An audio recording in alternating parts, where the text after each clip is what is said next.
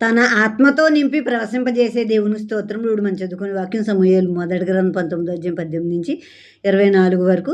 అలాగున దావీదు తప్పించుకుని పారిపోయి రామాలో ఉన్న సమూయేలు వద్దకు వచ్చి సౌలు తనకు చేసిన అంతటిని అతనికి తెలియజేయగా అతడును సమూయేలును బయలుదేరి నాయోతుకు వచ్చి అతడు కాపురముండిరి.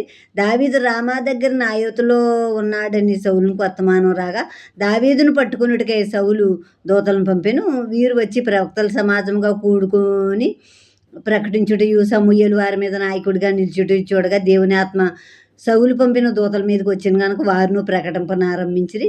ఈ సంగతి సౌలుకు వినబడినప్పుడు అతడు వేరు దూతలను పంపిన కానీ వారును అటువలనే ప్రకటించుండ్రి. సౌలు మూడోసారి దూతలను పంపిన కానీ వారును ప్రకటించుండ్రి. కడవరిసారి తానే రామాకు పోయి శేకు దగ్గరనున్న గొప్ప బావి యొద్దకు వచ్చి సమూయేలును దావీదును ఎక్కడ ఉన్నారని అడుగ్గా ఒకడు రామా దగ్గర నాయోతులో ఉన్నారని చెప్పెను. అతడు రామా దగ్గరనున్న నాయోతుకు రాగా దేవుని ఆత్మ అతని మీదికి వచ్చింది కనుక అతడు ప్రయాణం చేసి రామా దగ్గరనున్న నాయోతుకు వచ్చే వరకు ప్రకటించుండెను. మరియు అతడు తన వస్త్రములను తీసివేసి ఆనాటి రాత్రింబగళ్ళు సమూయేలు ఎదుటనే ప్రకటించుచు పైబట్ట లేనివాడై పడి ఉండెను. అందువలన సౌలును ప్రవక్తల్లోనున్నాడా అని సామెత పుట్టెను. ఇప్పుడు దావీదు పారిపోయాడు ఎక్కడికి, సమూయేలు దగ్గరికి వెళ్ళిపోయి సౌలు తనకేమేమి చేస్తున్నాడో ఎలా తనను బాధ పెడుతున్నాడో అదంతా సమూయేలుకు చెప్పాడు. ఇప్పుడు రామా దగ్గర ఉన్న సమూయేలు దావీదు ఇద్దరు కలిసి రామా దగ్గర ఉన్న నాయోతుకు వెళ్ళిపోయి అక్కడ ఉంటున్నారు. అక్కడ ఉంటున్నప్పుడు నాయోతులో దావీదు ఉన్నాడని తెలుసుకుని ఈ సౌలు తన దూతను పంపాడు దావీదుని పట్టుకుని రమ్మని.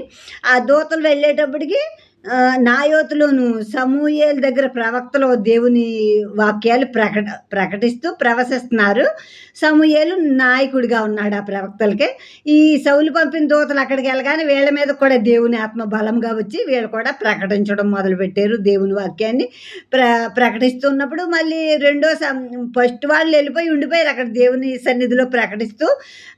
సౌలుకు తెలిసి మళ్ళీ రెండోసారి ఇంకా కొందరు దూతలను పంపాడు. వాళ్ళ మీద కూడా దేవుని ఆత్మ బలంగా వచ్చి వాళ్ళు కూడా అక్కడే ఉండిపోయి ప్రకటిస్తున్నారు. మూడోసారి మళ్ళీ పంపాడు దూతల్ని, వాళ్ళు కూడా అక్కడ ఉండిపోయి ప్రకటించడం మొదలుపెట్టినప్పుడు నాలుగోసారి ఈ సౌలే బయలుదేరి వచ్చాడు. వచ్చి అడిగాడు అక్కడ ఈ దావీదు సమూయేలు ఎక్కడ ఉన్నారంటే రామా దగ్గర నాయోతులో ఉన్నారని చెప్పినప్పుడు అతడు రామా దగ్గర నుంచి బయలుదేరి నాయోతుకు వస్తుంటుండగా అతని మీదకి దేవుని ఆత్మ బలంగా వచ్చి అతడు కూడా ప్రవశించడం మొదలుపెట్టాడు. అతడు నాయోతుకి సమూయేలు దగ్గరికి వచ్చేదాకా కూడా ప్రవశిస్తూ ఉన్నాడు. రాత్రింబగళ్ళు పై వస్త్రాలు లేనివాడే సమూయేలు ఎదుట ప్రకటిస్తూ ఉన్నాడు అన్నమాట.